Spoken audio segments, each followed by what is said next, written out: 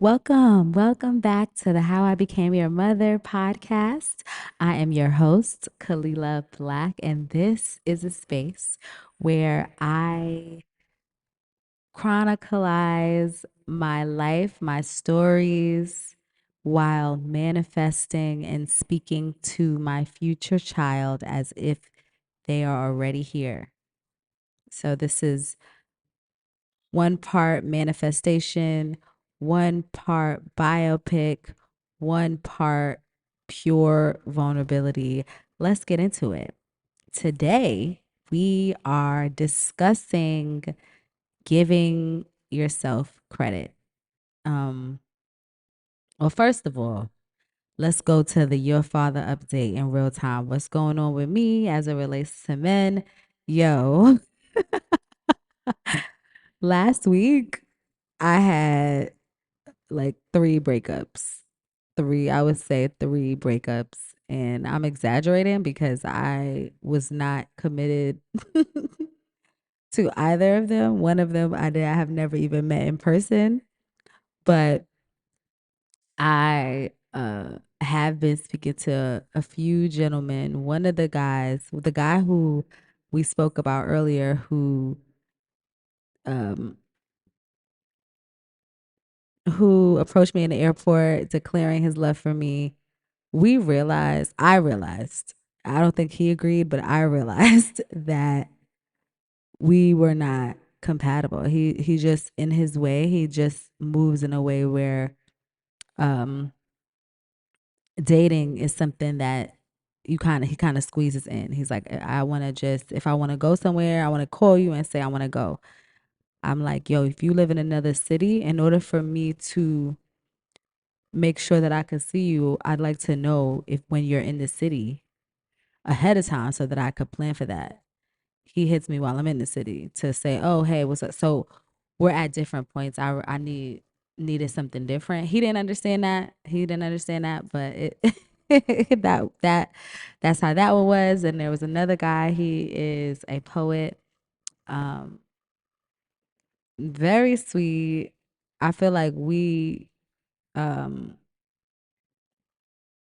I had to separate ties from him because he is long distance. He's not in this country. And I know that in order for me to date in a way that feels good, I don't, I want to be in person. I want to be able to talk to, touch, see. I do not want to, yeah, that's what I want. I want to be able to touch, talk to, and see. And so after asking, when was the possibility? When was the next possibility? Because at first I was like, I had already assumed like he's away. He's an artist, so it's not likely that we'll be able to see each other anytime soon. But I was like, let me make sure to ask so that I don't assume. So I asked him, and he said realistically January would be the first time that we could be in person, and that wasn't enough time for me. That wasn't enough. That wasn't soon enough for me. So I severed ties with him.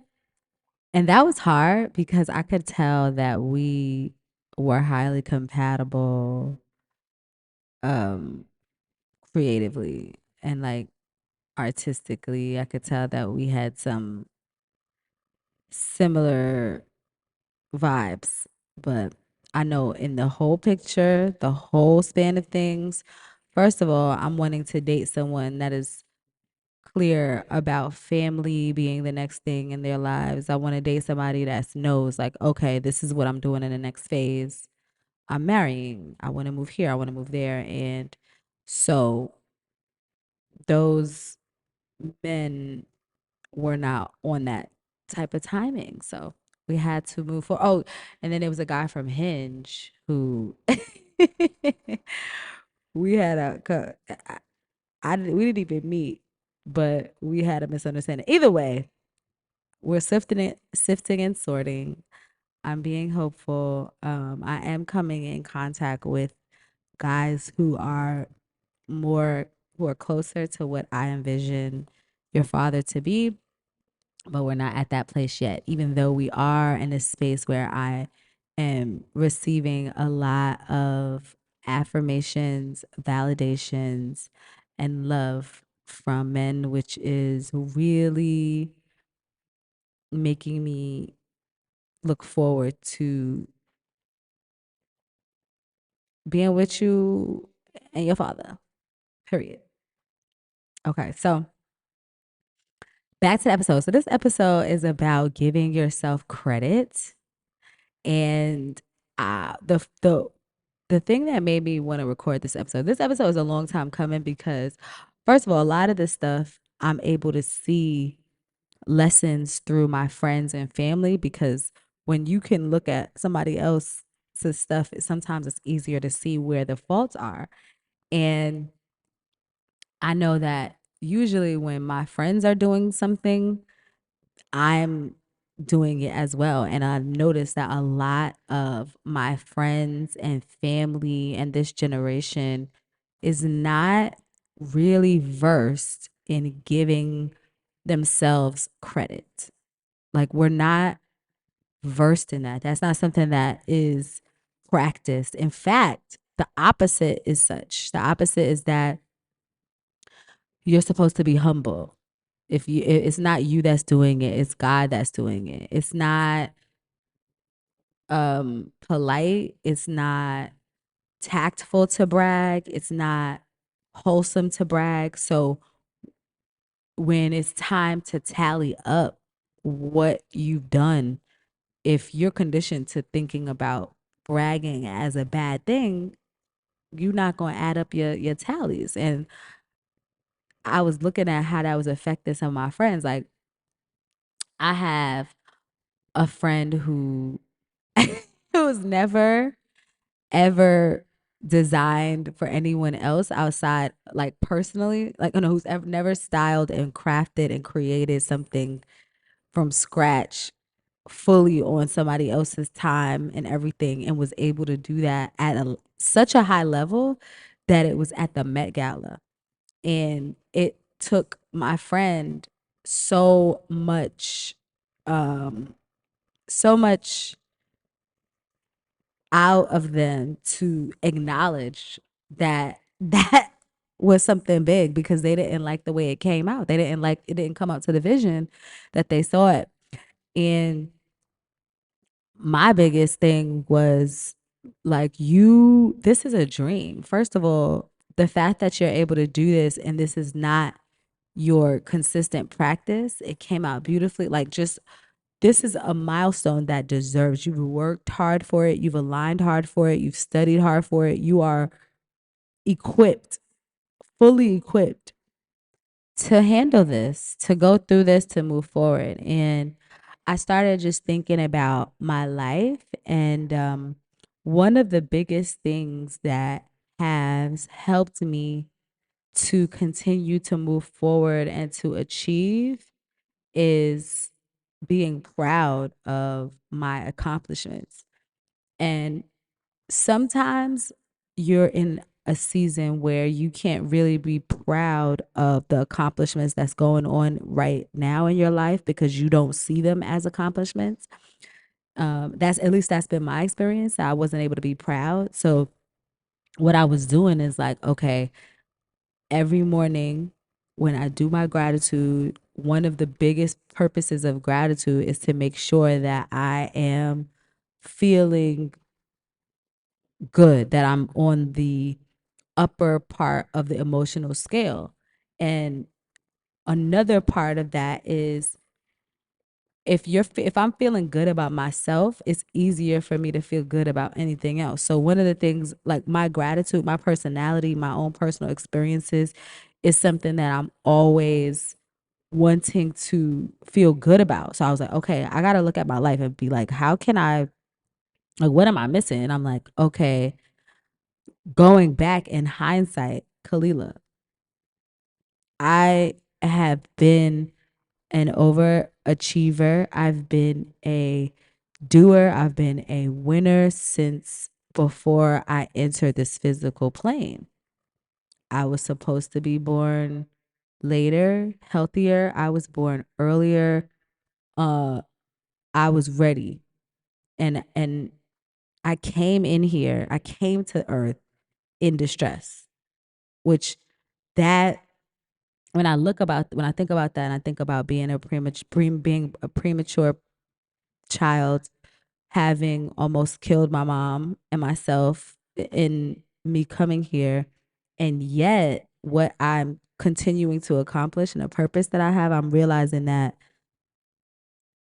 the uh, adversity is not the opposite of progress, production, and or purpose. It comes intertwined in there. I don't know why I wanted to leave and get here sooner than 2 months. I don't know why I wanted to come here May 7th instead of June 28th.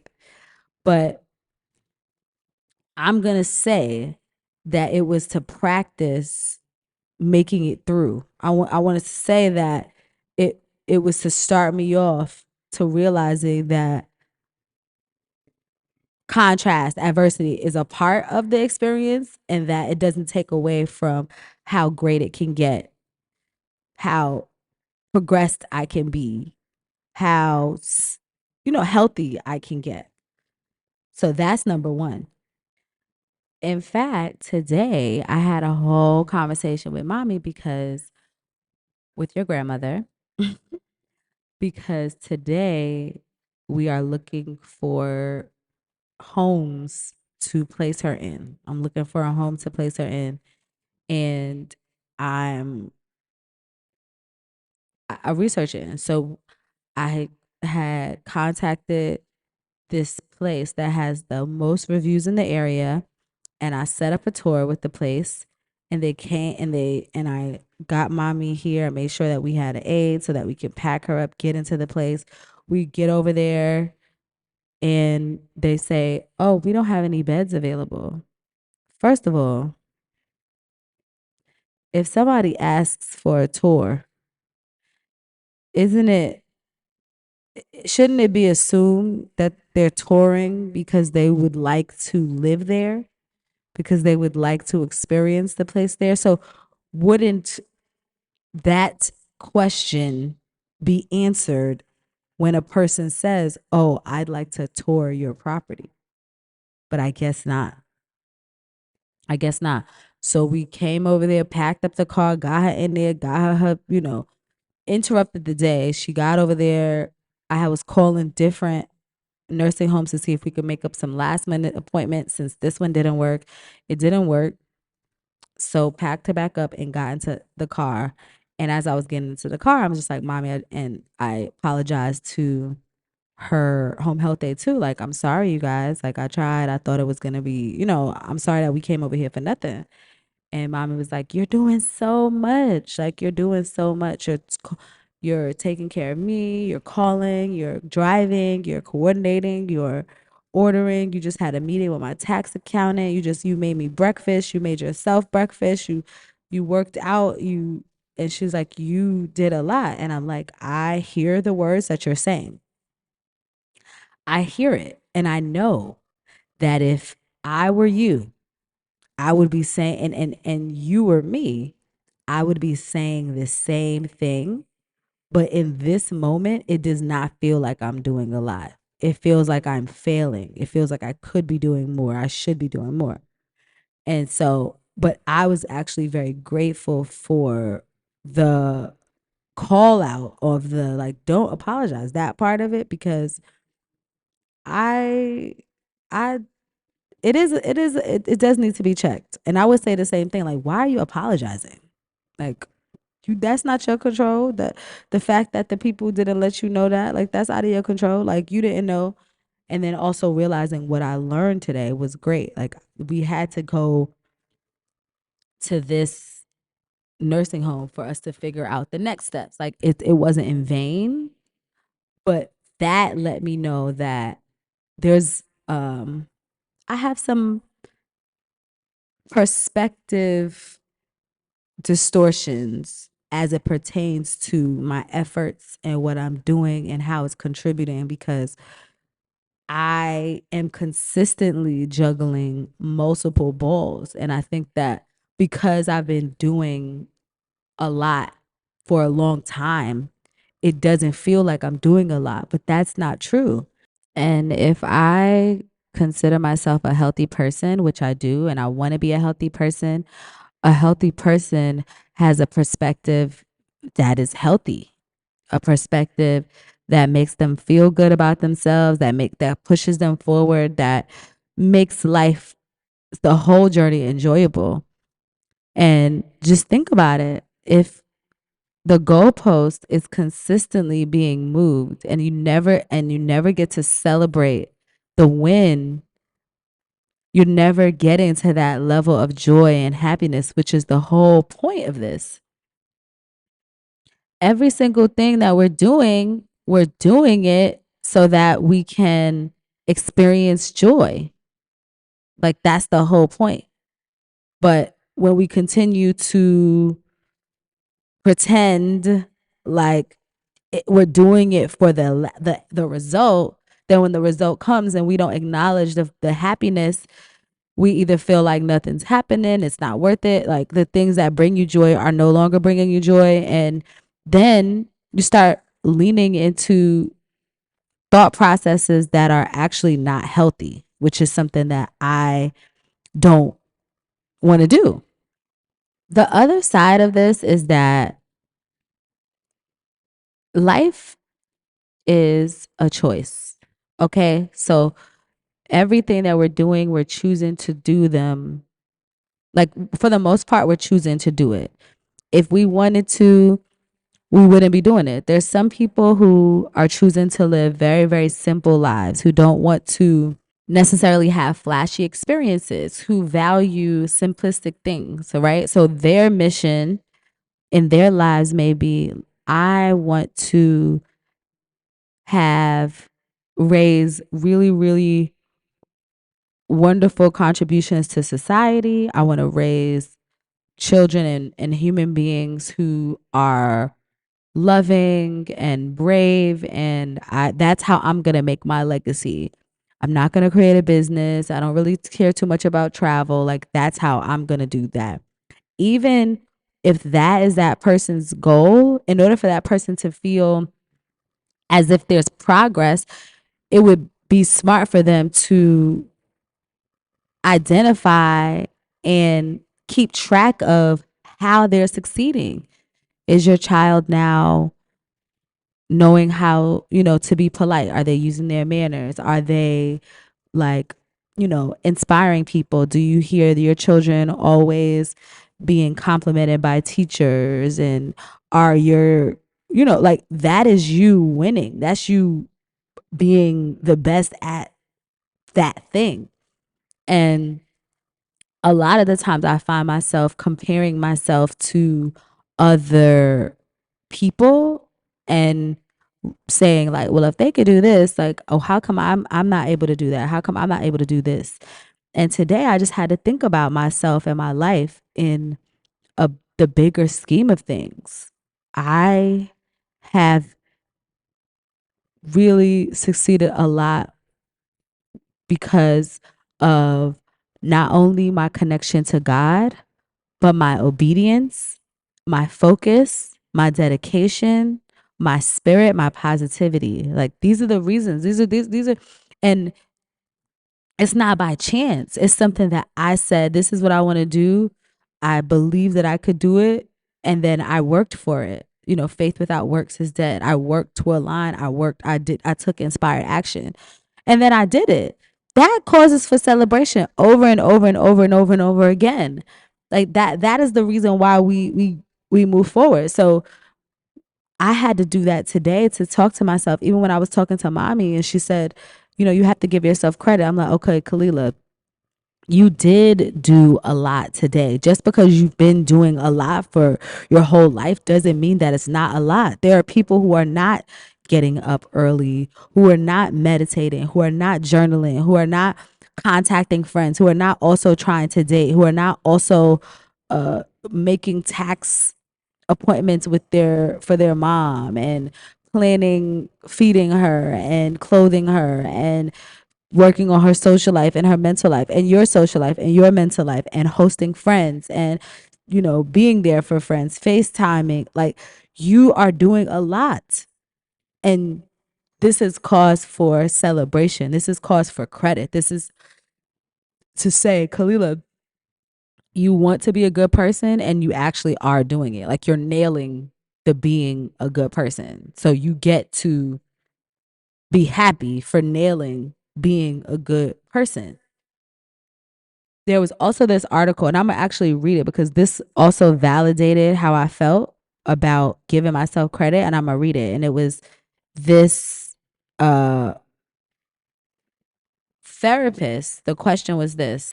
So yeah, the therapist, a person said, "What was your biggest? I know I'm not supposed to judge you, but holy crap moment." And this is one. As a real therapist, I got one. Some of my clients are shockingly bad at giving themselves credit. Like they might get a nearly straight A GPA and a brutal major while battling depression or overcome years of a phobia and get behind the wheel again, or write a literal novel, or raise a kid as a single parent with low income, or build new relationships after being burned, or cope with OCD well enough to hold down a job. And then they'll talk about themselves as if everyone on the earth is better than them, as if their accomplishments are worthless. And I know it's because of depression or anxiety or another condition, but I'm often stunned by how differently I see them compared to how they see themselves. And if you are listening to this, you need to give yourself credit. And this, I don't even know why I laughed before this because what I'm about to say is not funny, but I walk through people daily because I do live in downtown LA and we are in the middle of an opioid epidemic. And I walk through people daily who do not, uh, who are in the middle of a very, uh, kind of low vibrational, low effort, depending on how you look at it, kind of situation.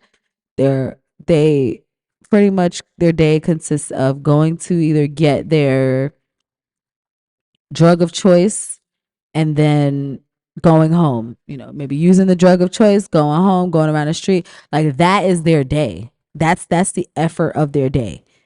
Okay? And then we have people who are choosing to get up, go to work, clean their bodies, take care of their bodies, take care of their kids, take care of their parents, find new interests, learn, connect with other people, find recreation, lead people, give back, research, build, break generational curses, shift things, build closer relationships with God. It's like, yo, we are like winning. We are winning. We are winning. So we need to say that we're winning. We need to make sure that we understand that.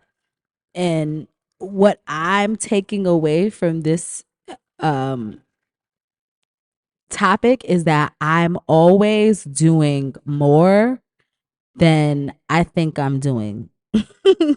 Like that's just the belief that I want to have. Whenever I'm feeling like, oh, what do I need to be doing? I'm going to say, you're doing enough. You're doing the most. There are people who are not even thinking about what they're not doing. That's the other thing. I'm just going to have a little aside. Do y'all know that there is a percentage of people on this earth who don't have an internal monologue? Now, I don't know how that pertains to creativity and inspiration because they obviously have to be inspired in other ways, but there are people who don't even have those thoughts in their heads running around. They are operating by observing and responding to their environment. And they are living and thriving. And I'm getting mad because I haven't necessarily succeeded in goal or dream number 5,620,000,000 You know what I mean? It's like, girl, it's not giving healthy. It's not giving mental health. It's giving like body dysmorphia kind of. You know what I mean? It's like brain dysmorphia of not giving myself credit. So, okay, one of the things that I wanted to be clear around credit is that I I'm a person that likes action. I like progress. I'm brave. I'm adventurous. I like movement. And sometimes because those are things that I like so much, I forget that there's other equally, if not more. No, I'm not going to say more. I'm going to say equally as important things to maintain and remember, like inspiration and energetic consistency and things like that. So it's like you can have all the action in the world, but if you're not aligned energetically, then that action is not going to produce the results that is actually intended to produce because it's not sanctioned in a way that's going to support the actual outcome. So the focus, yes, some of the focus is what do I need to be doing? What do I need to be doing? But the biggest thing is how do I need to be feeling and remembering that the credit, I get to get credit for everything. I get to get credit for waking my eyes up and rolling out of the bed. I get to get credit for washing myself. I get to get credit for going to the doctor. I need credit for all of that. I want credit for all of that because there are people and things who are not in this all the choice. And we also don't have to do anything, but we don't have to do anything. We don't even have to stay alive. There's people that are we deserve credit for staying alive, for choosing to continue to be here because there's people who take their lives away. Like we could even wake up in the morning and be like, "Thank God, like yo, Kalila, you ate that because you didn't kill yourself today. Like you are still pushing. You're lit. You know, like that is valid energetically. What I'm actually releasing is this idea that you can't celebrate until some end result. And the other thing about that is when you wait to celebrate, celebrating doesn't even feel good, bro. Because it feels like, okay, what's next? Like, not too much, not too much. Don't look at me too much. And it's like, we get to celebrate everything. You get to celebrate everything. The life is actually really truly about the journey. And if we are saying that, then that means that we got to celebrate the whole journey, not just waiting for vacations, not just waiting for uh milestones that were first put on by other people. We create our own milestones. You know what I mean? What I am grateful for is people in my life to hold me accountable. I've had multiple people say things this year that have jarred me around myself not giving credit, especially as a caregiver. Like people are like, Kalila, you, I don't even know how you're doing this. I don't even know how you are able to keep up with your mom, keep up with your career, maintain relationships, audition, take care of yourself, date, have a friend life, travel, stay in shape, eat well, work out, take care of your body, flirt. Like talk about your future, record, create a podcast, launch a podcast,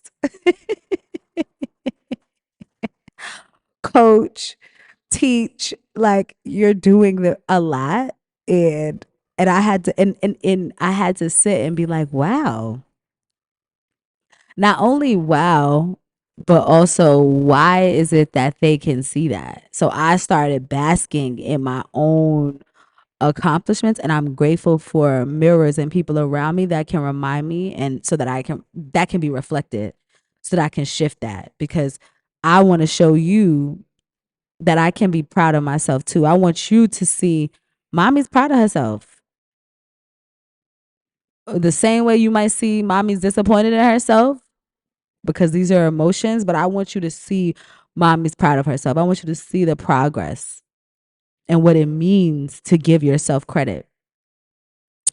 What I want you to know is that you are worthy. You will get to be celebrated just by being.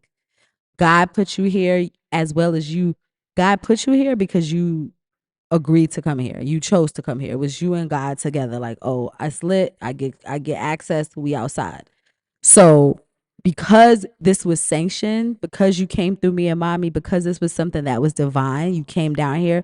You are already deserving of 100% of the credit. You win already. You get the gold star. You came here. You're here. Everything else is a bonus. Everything else is an experience. I'm working right now on new belief systems because I love to work and I love money, but I don't want my work and my effort to be tied to my income. I want to work because I like to work. I like to coach people. I like to act. I like to sing. I like to perform. I like to teach. These are things that bring me joy. I also like money, and I also know that money doesn't have to come from work. I don't believe that money is an energy. So what I'm working on is things that are saying like I make a lot of money and attract a lot of money when I work, and I make a lot of money and attract a lot of money when I don't work. I make money for existing. I work because I like to work. I work because it contributes to the world. I don't work because I need money. Money comes to me whether or not I work. So I want you to remember that you get credit because you exist. Everything else that you're doing, you holding up your end of the bargain on being a good human being, that is additional. And we do get to give each other additional stars along the way, but know that you are already at maximum worthiness. You were born perfect, perfect in that way. Okay, now we're going to move on to the fall in love section. This is a section of the podcast where we play the New York Times bestselling game 36 questions to fall in love so that you can learn me and fall in love with me again. I already know you love me so much because I love you so much, but let's play this game. Let's play this game. So this question number 15 is, what is the greatest accomplishment of your life? And that is interesting because probably before this episode or before, like maybe before a year ago, I probably would have listed accolades as my greatest accomplishments, like my Broadway debut before 30 and record breaking negotiations with a global company and um, maintaining friendships and for over 2 decades and like those types of things, which are huge accomplishments. But I feel like the biggest thing that I'm most proud of that I think has yielded the best results of my life is probably me seeking and finding my spiritual language. And I really feel like I found that language within the last 3 or 4 years. The awakening happened in 2020, but I got to my groove and understanding recently. And I having the perspective of knowing, kind of like last week's episode, where she's like, who is the leader? Knowing what my rhetoric is, my spiritual rhetoric is, and knowing that the point of the rhetoric is for success so that I know how to curb when things don't go my way mentally, that is a game changer because now that I know that my perspective is there to support me, I know how to I know how to weed out the stuff that's not working. So, for example, your grandmother and I watch a sermon from her church, her home church, a AME church every Sunday. And I consider myself multilingual as it pertains to religions. And so I love listening to scripture and preachers and comparing and getting what I can and spitting out what I don't, you know, resonate with. And this pastor has been doing a series on obedience, which I have been resonating with OD. And I think that, well, first of all, I've been resonating with, he's been doing a series on obedience. This last series was around how to know when you're listening to the voice of God or you're listening to, or it's something else, because it's like, yes, God wants you to be obedient, but how do you know who and when is, the right thing? And he's using scripture, and scripture, essentially what he said was, uh it does all, you don't have to get all of these things needs to happen, but one or two: confirmation from the Bible, confirmation from a spiritual leader, or he said godly counsel is what he said, godly counsel. And he was like, because God will tell you things and affirm things, especially things that you haven't even spoken to with anyone else, through other people. And he made a comment like from the pulpit, like, God ain't, you can't be listening to someone who ain't gone to church. You can't be listening to someone who ain't picked up their Bible in 5 years. You can't be listening to someone. And at that moment, I realized that that separated from my own spiritual language, because my spiritual language is that God can talk to me through anyone, that I have enough discernment, that I have enough um, connection, I have enough intuition to discern, and that He's going to send His lessons and His messages to me from everywhere. So that's when I knew, okay, this is a man speaking from, or maybe speaking to his congregation. There may be other people who don't have that level of discernment, that they need to start with, okay, I'm gonna listen to people that's in church, and then I'm gonna listen to people that's out of church. So I say all that to say, I really feel so accomplished because I have a language. I know what feels good to me. I know what my intuition is. I know what's godly. I know what's not. And that feels like the biggest accomplishment, because now I can stand on the word wherever I am and vet whether what I'm saying and experiencing is godly or not. This episode feels a little scatterbrained. I hope that you were here with me vibing. I hope it was chill. Um, I'm gonna give you homework for this episode.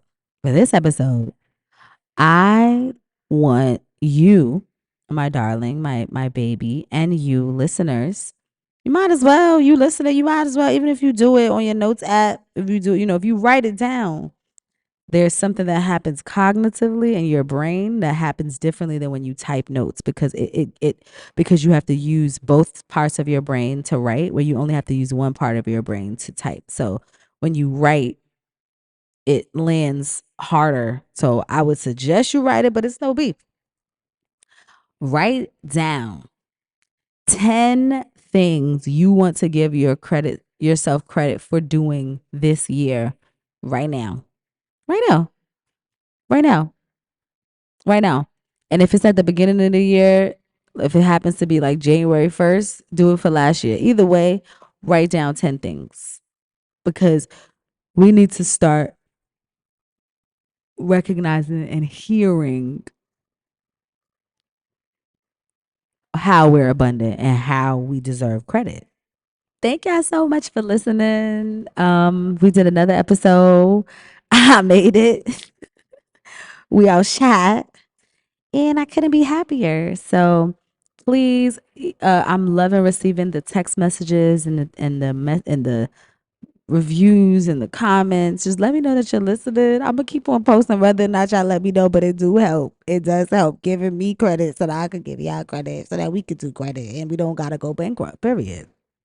And to you, my love, I want you to know that I've been thinking of you, praying of you, waiting for you, manifesting you, and I'm so happy. I'm so happy that I get to be your mama.